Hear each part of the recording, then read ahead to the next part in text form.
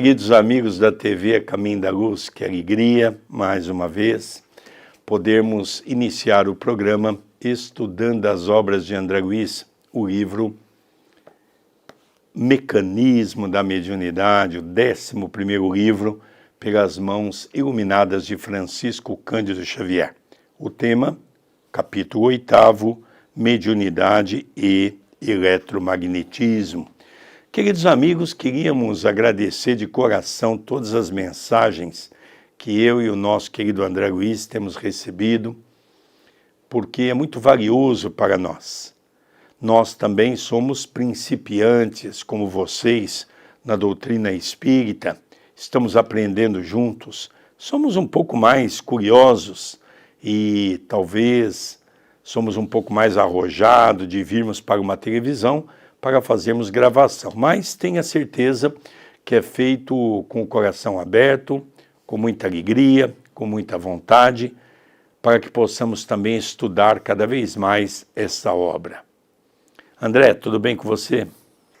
Olá, querido Sérgio, queridos telespectadores, que alegria, mais um dia estarmos juntos, estudando, aprendendo com o livro Mecanismos da Mediunidade, e reitero o convite que habitualmente fazemos aqui no canal. O canal é monetizado e a sua interação com ele é muito importante. O gostei, o comentário no vídeo, o compartilhamento, a inscrição, o seja membro, são pequenas ações que fazem toda a diferença. O capítulo de hoje, capítulo 8º, Mediunidade e Eletromagnetismo, capítulo recebido pelas mãos de Chico Xavier, ditado por André Luiz. Apenas para entendermos o que é o eletromagnetismo, como a ciência a classifica, para depois adentrarmos propriamente ao tema de hoje. O eletromagnetismo é uma das grandes áreas estudadas na física. Seu objetivo de estudo é a conexão entre os fenômenos da eletricidade e do magnetismo. Seu estudo teve enormes implicações na tecnologia, já que permitiu o desenvolvimento de motores, baterias, televisões, celulares, computadores, energia elétrica, internet e muito mais. Então, resumidamente, é o estudo da ciência que une a eletricidade e o magnetismo. Sob esse parâmetro, o primeiro item que veremos hoje se intitula Mediunidade Estuante. Diz André Luiz: aplicando noções de eletricidade ao exame do circuito mediúnico, será interessante alinhar alguns leves apontamentos. Na generalidade dos metais, principalmente no cobre, na prata, no ouro e no alumínio, os elétrons livres são facilmente destacáveis do átomo, motivo pelo qual semelhantes elementos são chamados condutores.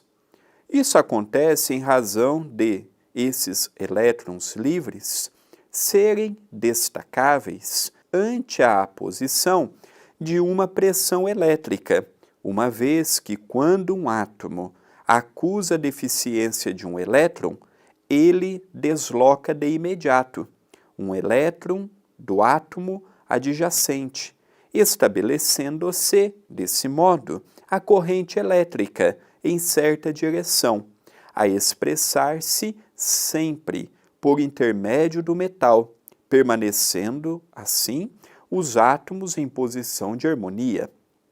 Aqui temos a imagem das criaturas dotadas de mediunidade estuante e espontânea, nas quais a sensibilidade psíquica se deixa transpassar naturalmente pelas irradiações mentais afins, reclamando educação adequada para o justo aproveitamento dos recursos de que são portadoras. Então nós percebemos aqui que ele inicia falando um pouquinho que aplicando noções da eletricidade ao exame do circuito mediúnico.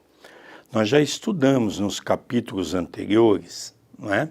Uma corrente elétrica, circuito aberto, circuito fechado, não é?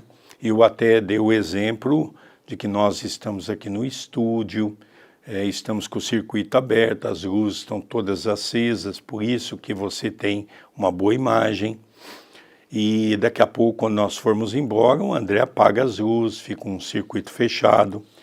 Ele faz essa comparação novamente, mostrando dentro da física que a mediunidade tem um relacionamento direto dentro das explicações da física.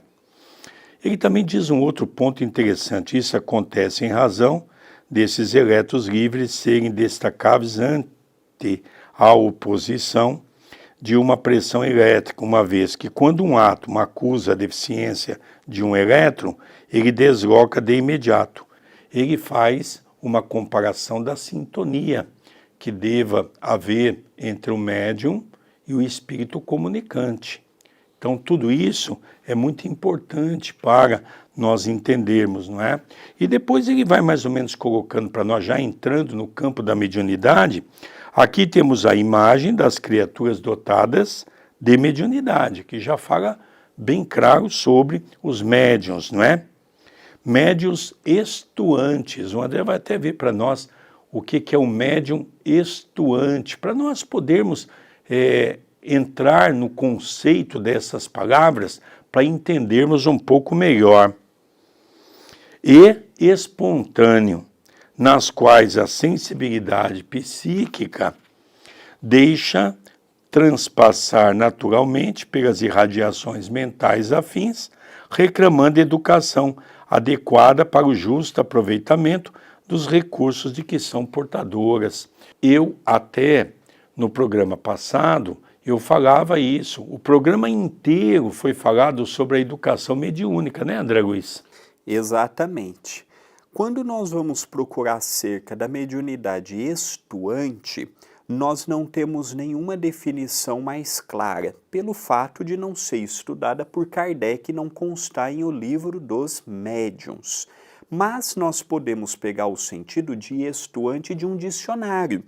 O sentido da palavra estuante, segundo um dicionário da nossa língua, significa que estua, ardente, fervente e agitado.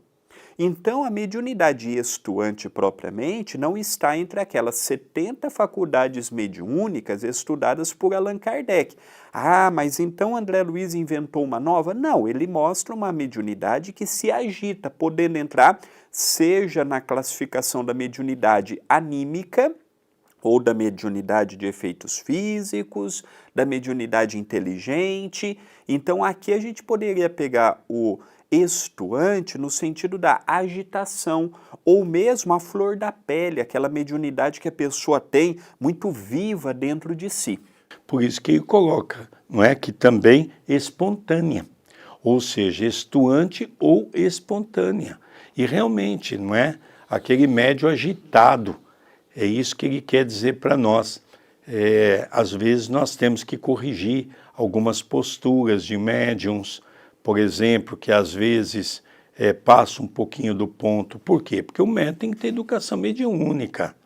O médium não pode fazer tudo aquilo que o espírito tem vontade de fazer, porque senão o médium sai quebrando cadeira, sai quebrando mesa, sai quebrando tudo pela frente.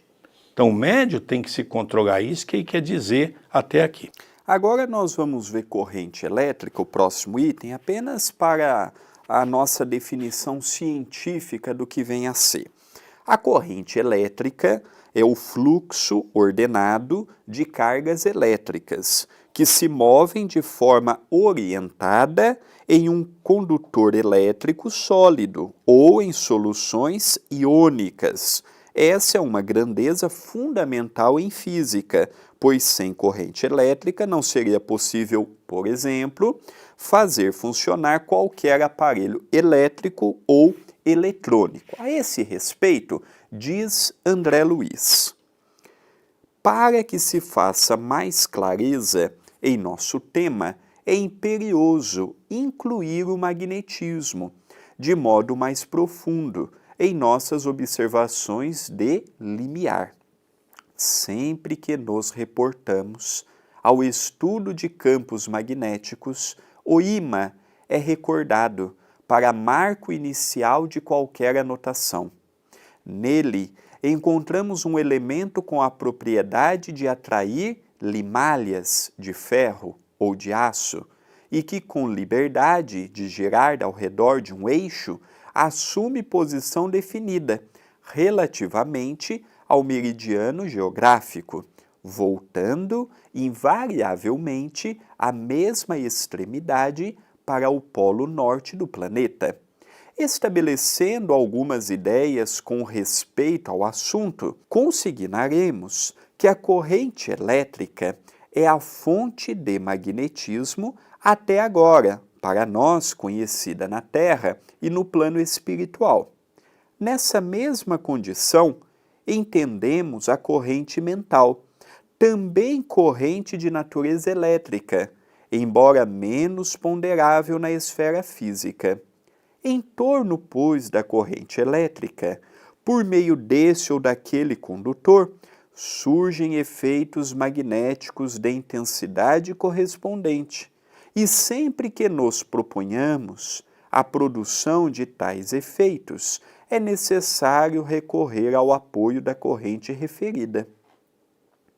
Sabemos, no entanto, que a eletricidade vibra em todos os escaninhos do infinitamente pequeno. Em cálculo aproximado, não ignoramos que um elétron transporta consigo uma carga elétrica de 1,6 vezes 10 menos 19 coulomb.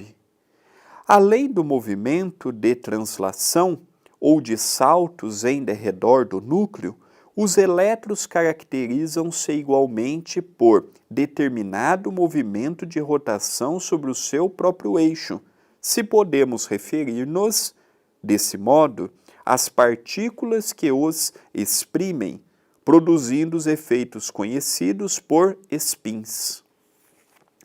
Então, a corrente elétrica.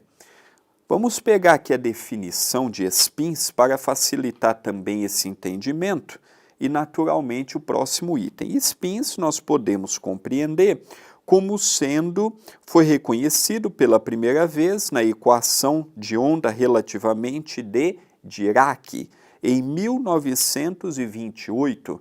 Portanto, nós estamos falando de uma equação que ainda não completou 100 anos. 1928 para 2024, 2025, que está sendo gravada e vai ao ar, ainda não é uma equação centenária, quando seu papel dinâmico foi também levado em conta de maneira apropriada, já que a equação de Dirac não só explicou a existência do spin, mas além disso, forneceu o valor correto para o enigmático momento magnético associado. No entanto, raramente se conhece que houve um certo engano neste aparentemente triunfo. Sob essa temática do spin e mesmo da corrente elétrica, uma vez mais, André Luiz ele pega o início dos capítulos para nos dar uma definição à luz da ciência, para depois adentrar propriamente na questão espírita. O eletromagnetismo é a parte da ciência que estuda a eletricidade associada ao magnetismo. O magnetismo, desde a primeira obra de Allan Kardec, o Livro dos Espíritos, e no seu desdobramento natural, ele faz questão de dizer que o espiritismo e o magnetismo andam lado a lado. Desde a primeira obra. Kardec já era um magnetizador, Kardec fazia parte de academias de magnetizadores daquela época, e ele, estudando profundamente o magnetismo e estudando profundamente o espiritismo, diz que são irmãos, tem correlação. Interessante também, André, nós notarmos que as primeiras revistas espíritas, Kardec sofreu, poderíamos dizer, sérias críticas da organização daquelas pessoas que eram do magnetismo. Ele teve muitas críticas, porque quando ele fez essa comparação, está até no livro dos médiuns também, que o espiritismo e o magnetismo são irmãos, que devam andar de mãos dadas. Logicamente, isso criou um grande atrito entre Kardec e os magnetizadores da sua época. Lembrando que o magnetismo naquela altura também era materialista, então eles ganhavam para ser magnetizadores, para aplicar os seus cursos, e Kardec vinha com uma filosofia totalmente gratuita. Vamos lembrar também que naquela época, voltando no túnel e no espaço do tempo, não havia anestesia. Era um trabalho feito pelos magnetizadores. Por isso que os magnetizadores tinham um papel fundamental junto à medicina. Nós não vamos adentrar propriamente na corrente elétrica porque não é alvo de estudo meu e do meu pai. Então a gente já deu a definição à luz da ciência, lemos o que André Luiz quis nos dizer, vimos a definição de spin, que vamos dar continuidade no tópico, porém a parte científica mesmo, a parte física, tudo que nós sabemos é o que estudamos no básico na escola. Então, para não cometermos aqui um equívoco à luz do que a ciência da física nos fala, nós vamos deixando esses assuntos puramente técnicos, com as definições necessárias, e vamos sempre extraindo a parte doutrinária de cada capítulo. E, além disso, André, nós temos que nos lembrar que não vem a ser importante para nós ficarmos aqui tentando os milindres científicos para tentar mostrar essas comprovações científicas no campo da física. O que André Luiz vem trazer para nós é exatamente essa questão usando a mediunidade. E é uma coisa interessante que no livro Desobsessão nós vamos perceber que André Luiz fala da importância de nós termos uma mesa, sentarmos em torno de uma mesa ou em um círculo. Por quê? Porque quando nós fazemos isso, nós estamos formando o quê? Nós estamos formando essa corrente elétrica. E aí, com os médiuns em sintonia, fica mais fácil a equipe espiritual poder, então, trabalhar e acionar os médiuns. Então, nós vemos que tudo isso também tem uma importância e ele vai buscar essa importância na física, para mostrar que um grupo mediúnico se assemelha muito a uma corrente elétrica para que ela possa ter um funcionamento correto. Dando continuidade, spins e domínios. Geralmente, nas camadas do sistema atômico, os chamados spins ou diminutos vórtices magnéticos, revelando natureza positiva ou negativa, se compensam uns aos outros, mas não em determinados elementos, como sejam o átomo de ferro, no qual existem 4 spins, ou efeitos magnéticos desajustados nas camadas periféricas, provocando as avançadas peculiaridades magnéticas que se exteriorizam dele, porquanto reunidos a outros átomos da mesma substância, faz que se conjuguem, ocasionando a formação espontânea de ímãs microscópicos, ou mais propriamente, domínios. Esses domínios se expressam de maneira irregular ou desordenada, guardando, contudo, a tendência de se alinharem, como, por exemplo, no mesmo átomo de ferro a que nos reportamos. Inclinam-se a espontâneo ajustamento, de conformidade com um dos 3 eixos do cristal desse elemento, mas sofrem obstrução oferecida pelas energias interatômicas, a funcionarem como recursos de atrito contra a mudança provável da condição magnética que lhes é característica. Todavia, se a intensidade magnética do campo for aumentada, alcançando determinado teor com a capacidade de garantir a orientação de cada domínio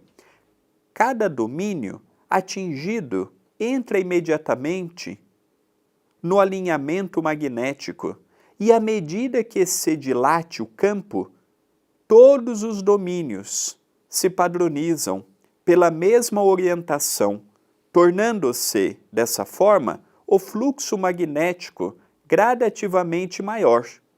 Tão logo, a totalidade dos domínios assume direção idêntica. Afirma-se que o corpo ou material está saturado, ou mais exatamente, que já se encontram ocupadas todas as valências dos sistemas atômicos de que esse corpo ou material se compõe. Então, André, vamos falar um pouquinho de novo do spin, que ele termina no item anterior, e agora ele fala propriamente sobre o spin, pela qual André Luiz vem determinar a importância do spin na física, dentro dos elementos materiais que nós temos aqui na Terra. O que é um spin? Os elétrons, além de possuírem cargas elétricas, possuem também um momento angular, conhecido como spin.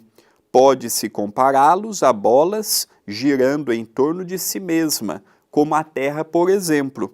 O spin está intimamente ligado com um campo magnético, parecido com o produzido por um ímã pequeno.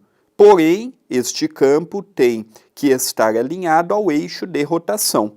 Então, um elétron age como se contivesse um pequeno ímã. Os ímãs têm polo sul e polo norte. E assim como a Terra gira em torno do eixo que liga seus polos, um elétron também o faz tendo uma orientação magnética que os físicos chamam de spin. E aí também veio aquela teoria de 1928 calculando. Então nós vamos vendo que é uma coisa relativamente também nova. Sim, e o que ele quer mostrar para nós aqui, como o André disse, não vamos entrar nessa parte científica porque não vale a pena, nós não vamos aqui formar ninguém nessa área da física, mesmo porque quantos físicos nós temos que formarem física nas universidades? É o mínimo, não é? Então, nós percebemos que não é uma área que as pessoas procuram com naturalidade ou procuram com muita frequência. É uma área específica, não é? Que a respeitamos lá porque ela é muito importante, porque ela também está correlacionada comigo, e mesmo diz ali com o planeta, ou seja, mostrando que todo o planeta ele está ligado a um sistema de uma criação divina pela qual tudo se interliga. Eu penso que isso é o mais importante para nós podermos entender desse capítulo. Num campo mediúnico, também é a mesma coisa, a sintonia. Nós precisamos ter, por isso que eu digo que quando um trabalho mediúnico começa a haver desentendimento dos seus trabalhadores por algum motivo, é preferível parar as atividades, reorganizar as tarefas, voltar para o estudo e depois recomeçar novamente. Porque o mediúnico é uma ferramenta lindíssima de poder ajudar os espíritos necessitados, mas também pode se tornar um campo de batalha. Eu vou até dar um exemplo, André. Quando eu cheguei em Itapira, eu fui, logo com o tempo, me convidaram para ser o vice-presidente da casa. A casa teve que depor o presidente porque cometeu alguns erros no campo financeiro da casa. E como eu era gerente do banco, eu disse, não, como vice-presidente não tem problema, porque o vice geralmente não manda nada, não é? Só que passaram ali quase um ano, a presidente, por problemas pessoais, teve que se afastar. E eu acabei assumindo a presidência do centro, onde eu estou até hoje. E quando eu cheguei em Itapira, havia dois grupos, um na segunda e um na sexta-feira. Outra coisa erradíssima nas casas espíritas. Cada dia de trabalho tem o dono do centro. Então, na segunda, quem dirige o centro é o Sérgio. É ele que dirige o centro, é ele que manda. Na terça-feira é o André Luiz, é ele que manda. Ou seja, nós não temos uma direção, nós não temos uma diretoria, nós não temos uma organização pela qual os trabalhos pertencem à casa e não pertencem a fulano, que eu acho que é muito importante. Mas o trabalho de sexta-feira é um trabalho que começou a dar uma série de problemas, a ponto de um dia, como o CEPAC é no centro da cidade, pela sua idade, ele é de 14 de março de 1901, uma vizinha me ligou pedindo para conversar comigo. Eu então marquei com ela de no dia seguinte eu iria até a casa dela para conversar. Era uma sexta-feira à noite. No sábado fui na casa dela, ela disse, Sérgio, foi você que assumiu a casa, né? Eu digo, sim. Ela diz, você tem vindo no trabalho das sextas-feiras? Eu digo, não. Ela diz, era bom que você viesse, porque alguma coisa estranha está acontecendo nesse trabalho. Eu disse, por quê? Ela diz, olha, é uma gritaria ali dentro, eu até entendo que pode ser um trabalho mediúnico, como vocês dizem, mas o que não é normal é o que acontece depois. Eu perguntei, o que acontece depois? Ela falou, ultimamente, eles vão para a rua, fica um grupo do lado da rua, outro grupo do outro lado da rua, e ali eles ficam trocando farpas de um grupo para o outro, em voz alta, para que todos nós vizinhos possamos ouvir os bastidores daquilo que está acontecendo aí no centro. Eu agradeci muito ela. Na primeira sexta-feira eu fui no centro para participar, eles acharam estranho, mas eu entrei como presidente da casa e aí eu assisti o trabalho, realmente um trabalho muito complicado, e no final digo, olha, nós estamos mudando a política da casa, nós não vamos mais ter trabalho de segunda, de terça, de quarta, de sábado, de sexta, não. Todos os trabalhos serão da casa. Então, nós criamos o estudo na segunda-feira e todos vão ser obrigados a participar do estudo. O grupo relutou, perguntou se havia outro meio, disse que não, porque agora era uma casa só, e que eu iria começar a frequentar a casa com regularidade os trabalhos. Eles ficaram meio assim, e ficaram de pensar. Na outra semana eu voltei, e o grupo achou por bem destituir o grupo. Porque é preferível acabar um grupo dessa natureza, que nos envergonha no movimento espírita, do que nós termos um grupo criando problema. Porque o que ele diz aqui? Nós temos que ter uma corrente saudável. É isso que ele vem falar com o spin, com a corrente elétrica. Se eu botar um fio que não for condizente, aqueles aparelhos que eu vou ligar, não adianta eu ligar um fio que é 1,5 para ligar um equipamento que precisaria ter um trifásico. Não vai funcionar a máquina. Então, se eu tiver uma descomposição no grupo, vai ocorrer de não funcionar as atividades. Então, isso é uma coisa muito séria. O presidente da casa tem que estar sempre atento a essas atividades, principalmente atividade que ele não conhece dentro da casa, porque tem uma coisa, eu lembro aos diretores de casa espírita que se uma casa tiver um problema e esse problema for grave, quem vai responder por aquilo não é o dirigente daquele dia de trabalho, é o presidente da casa espírita. Nós temos que saber disso. Juridicamente, quem responde por uma casa é o presidente e a sua direção. Interessante isso, né, André? É uma responsabilidade. Agora nós vamos para o próximo item, que é campo magnético essencial. Vamos ver o que é campo magnético. É uma região do espaço onde as cargas elétricas em movimento são sujeitas à ação de uma força magnética, capaz de alterar as suas trajetórias. O campo magnético é resultado da movimentação de cargas elétricas, como no caso de um fio que conduz corrente elétrica, ou até mesmo na oscilação de partículas subatômicas, como elétrons. Então, vimos a definição de campo magnético. Agora nós vamos ver o item campo magnético essencial.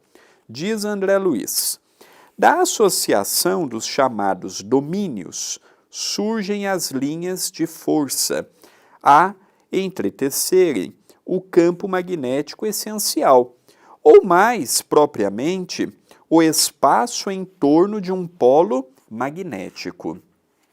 Esse campo é suscetível de ser perfeitamente explorado por uma agulha magnética. Sabemos que um polo magnético se caracteriza por intensidade análoga à unidade sempre que estiver colocado à distância de 1 centímetro de um polo idêntico, estabelecendo-se que a força de repulsão ou da atração existente entre ambos equivale a undina. É assim que Ørsted designa a intensidade do campo, que funciona sobre a massa magnética unitária como a força de undina.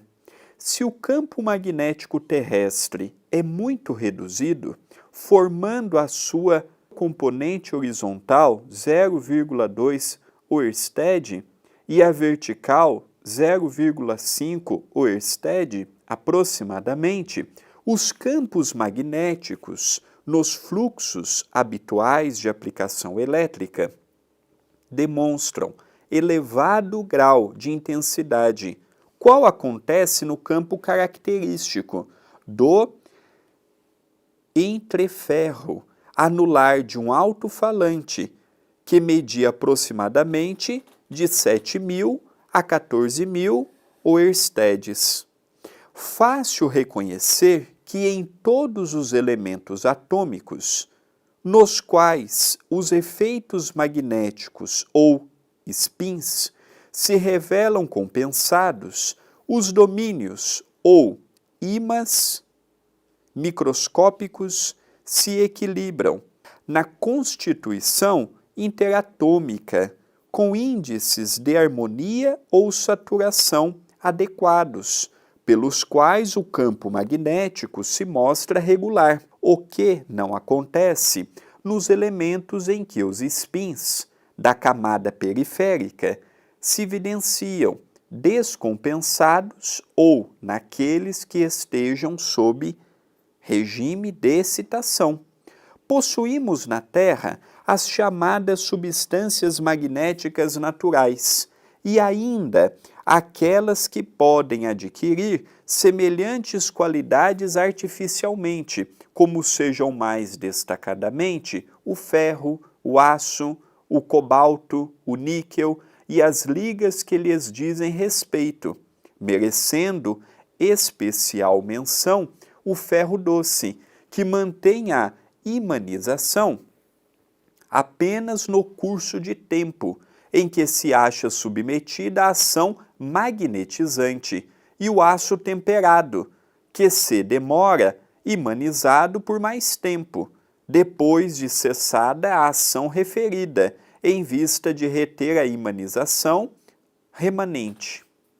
Então aqui o campo magnético é curioso, porque uma bússola aponta ao norte. O norte é em relação ao polo norte, mas o campo magnético do polo norte é o campo magnético sul. O nosso campo magnético norte é o que está no nosso polo sul. Naturalmente, porque a bússola aponta para o norte, ela tem que apontar para o oposto. Então nós vamos percebendo que ele está aqui nos dizendo acerca do campo magnético, E nós podemos fazer uma associação com cada médium também possuindo seu campo magnético. Também nós possuímos este campo de energia, este campo de recepção, este campo de doação de energia. A nossa mente é uma fonte criadora inesgotável. Seja o jovem, o adulto, o velhinho, a partir do momento que eu me ponho a pensar, eu estou criando um campo magnético. Se vai ser um campo magnético feliz ou infeliz, está subordinado às nossas próprias criações. Quanto mais espiritualidade o ser tiver, maior será o teor do seu campo magnético. O campo magnético ele não vem por meio da instrução intelectual, e sim pelas conquistas espirituais. Por isso que o papel da evangelização, e aqui não entra apenas a evangelização infantil, mas a evangelização do espírito nosso é fundamental. Evangelizando o pensamento, o sentimento, ordenando o que podemos e o que não podemos, criaremos um campo magnético favorável à mediunidade, ao amor e à felicidade. Interessante, André. Eu vou puxar mais para o lado da mediunidade, que realmente nós conseguimos explorar bem esse campo, né? Então, o que ele mostra dentro da física é aquilo que ocorre dentro de um trabalho mediúnico. Então, por exemplo, o próprio André Luiz, em algumas obras, ele cita uma sessão mediúnica. E ele cita a organização do plano espiritual para atender, naquele dia, determinados espíritos, tudo dentro de uma programação. Por isso que eu falo sempre que no capítulo anterior nós vamos falar da responsabilidade do médium, porque muitas vezes os espíritos preparam, os espíritos amigos da casa, uma entidade, que quem é capaz de receber essa entidade sou eu. Se naquele dia, por algum motivo, eu não fui no trabalho, eu prejudiquei todo um trabalho da espiritualidade. Então nós vemos casas que médiuns não têm assiduidade e compromisso, não têm espíritos bons trabalhando naquela casa. Quando nós estudamos o livro dos médiuns, o professor Allan Kardec ouve dos espíritos o seguinte: se vocês querem trabalhar conosco, vocês têm que ter disciplina e vocês têm que ter assiduidade e muito estudo.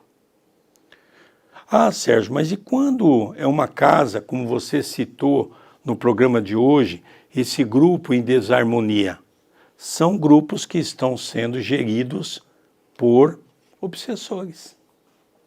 A gente pensa que uma casa espírita é dirigida só por mentores espirituais. Não é verdade. Uma casa espírita é dirigida por encarnados. E esse encarnado é que vai ter a grande responsabilidade de estudar e de se preparar para fazer da casa a harmonia. Que isso é muito importante. Então, aqueles espíritos que vão se comunicar naquele dia, naquela corrente que está preparado para eles, tudo dentro da mais pura conceituação como funciona na física, no campo eletromagnético, no campo da energia.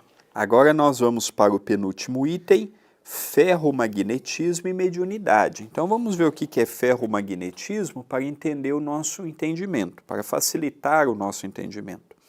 Ferromagnetismo é o nome do fenômeno dado à capacidade que certos materiais ferromagnéticos têm de reagir a um campo magnético. Consiste na atração destes materiais por ímãs e até mesmo na persistência da magnetização quando o campo magnético se aumenta, criando assim ímãs permanentes. Então, acerca disso, vamos ver a correlação que André Luiz faz com a mediunidade. Ferromagnetismo e mediunidade. Após ligeiros apontamentos, sobre circuitos elétricos e efeitos magnéticos, surpreendemos no ferromagnetismo um ponto expressivo para o estudo da mediunidade.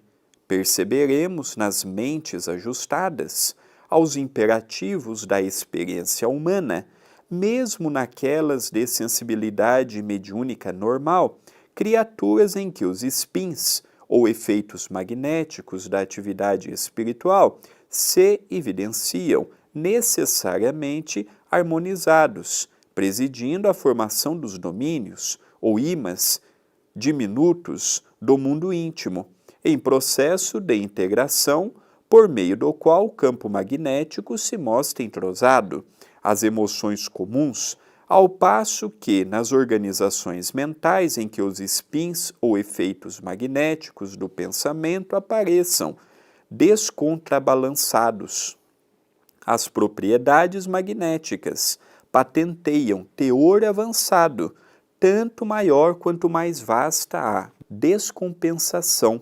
plasmando condições mediúnicas variáveis, por exigirem o auxílio de correntes de força que lhe ofereçam o necessário equilíbrio, o que ocorre tanto com as grandes almas que aceitam ministérios de abnegação e renúncia em planos inferiores, aí permanecendo em posição de desnível, como também com as almas menos enobrecidas, embora em outro sentido, segregadas em aflitivo desajuste nas reencarnações reparadoras, por assim haverem onerado perante a lei.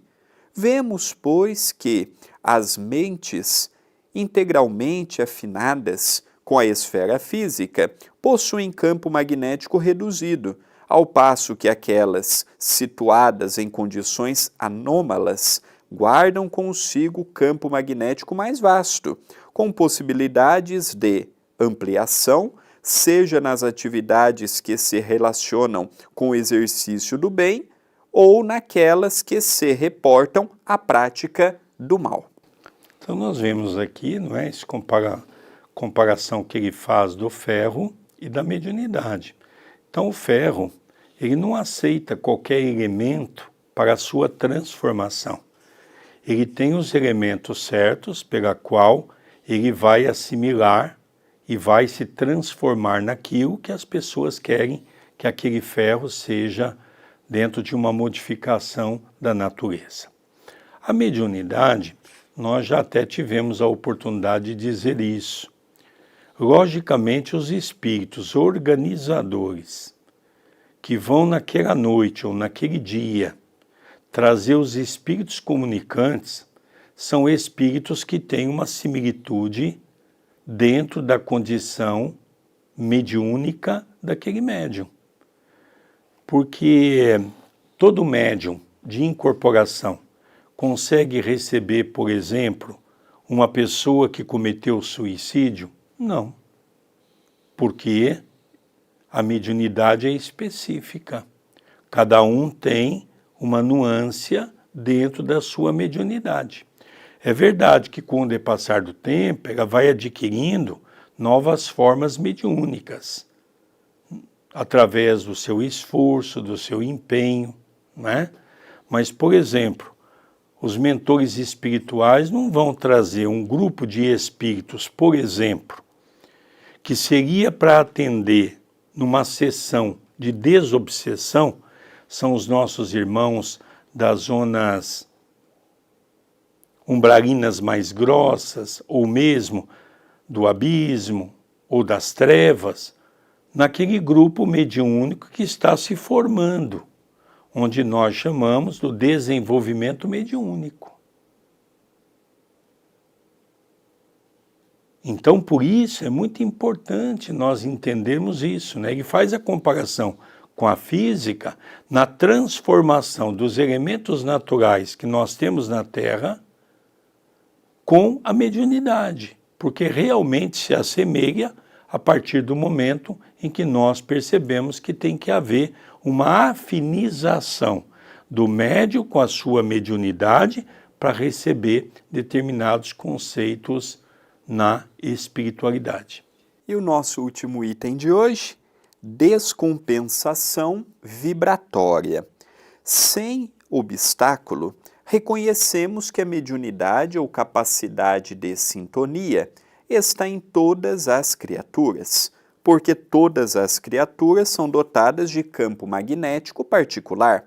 Campo esse, porém, que é sempre mais pronunciado naquelas que estejam temporariamente em regime de descompensação vibratória, seja de teor purgativo ou de elevada situação, a transparecer no trabalho expiatório da alma que se rendeu à delinquência ou na ação missionária dos espíritos de eleição, que se entregam à bem-aventurança do sacrifício por amor, em estágios curtos ou longos, na reencarnação terrestre, com o objetivo de trazerem das esferas superiores mais alta contribuição de progresso ao pensamento da humanidade.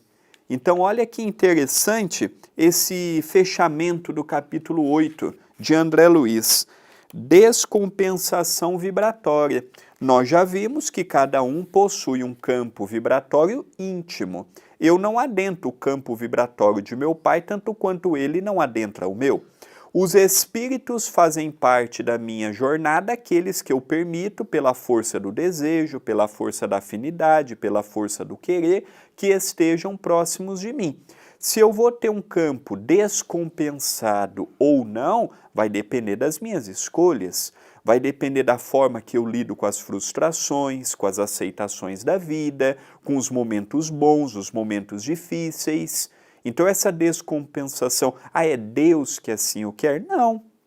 Nós temos livre-arbítrio, nós temos as ferramentas necessárias para lidarmos com os momentos difíceis, com as tribulações, com os problemas. Agora, cabe também alimentarmos o nosso espírito com os alimentos do Evangelho, melhor conversa, mais docilidade no olhar para o mundo, velhas práticas que nos levam ao desânimo, abolirmos definitivamente do nosso dia a dia. Do contrário, eu vou reencarnar e desencarnar, e ser o mesmo pobre de espírito, mas não como Jesus entendia pobre de espírito. Para Jesus, pobre de espírito é humilde. Aqui nós estamos falando na acepção crua da palavra, aquela pessoa pobre de espírito mesmo. Você vai conversar, não tem um bom diálogo, às vezes tem um corpo escultural, um homem lindo, uma mulher linda, mas você vai conversar, não sai dali nada. Então é o que ele nos fala, essa descompensação cabe a nós corrigirmos. Então nós vemos dois aspectos, né? A descomposição do médium, que na verdade não se prepara ao longo do dia, com leituras, com preces, com maior vigilância do seu pensamento, e existe a descompensação, por exemplo, dentro das atividades medianímicas. Então nós vemos às vezes um médium muito tranquilo, equilibrado, e de repente ele traz uma comunicação de um espírito totalmente descompensado. Então nós percebemos que a mediunidade é algo fantástica, que ela nos permite a podermos entrar no psiquismo do outro naqueles momentos. Então nós vemos que a comparação da física com a mediunidade, ela se faz importante porque ele vai buscar em vários elementos que compõem a natureza aspectos pela qual aqueles elementos se compõem. Quais os elementos que eles se curvam para que você possa preparar, por exemplo, um ferro, um alumínio? Então nós não podemos pegar o ferro e o alumínio e tratá-lo da mesma maneira. Não, cada um deles vão ser tratados de acordo da sua formação. Assim também é a mediunidade. Nós vamos tratar cada médium de acordo da sua condição. Não é isso, André Luiz? Sem sombra de dúvida.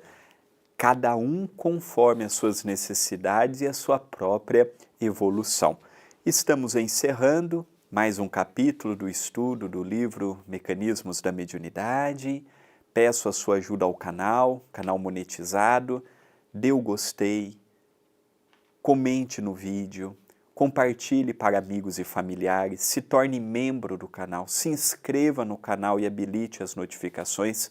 A sua participação é fundamental na obra que realizamos aqui pela TV A Caminho da Luz. Queridos amigos, vamos analisar aqui o nosso programa. Ele se torna pobre no sentido de que, ao estudar a parte da física, porque nós não temos esse interesse, mas se torna rico a partir do momento em que nós entramos na parte mediúnica e daquilo que está exposto, esclarecido pelo professor guionês Allan Kardec. Então isso facilita o nosso estudo porque a nossa dimensão é atingir de maneira mais simples aqueles que querem conhecer melhor a mediunidade. Nós vamos ficando por aqui. Não esqueça de dar o gostei, não esqueça de compartilhar o nosso vídeo, que é muito importante, e estamos encerrando pela nossa TV A Caminho da Luz o programa Estudando as Obras de André Luiz, o livro Mecanismo da Mediunidade. Até o próximo programa e que Jesus possa continuar nos abençoando hoje e todo sempre. Até o próximo programa.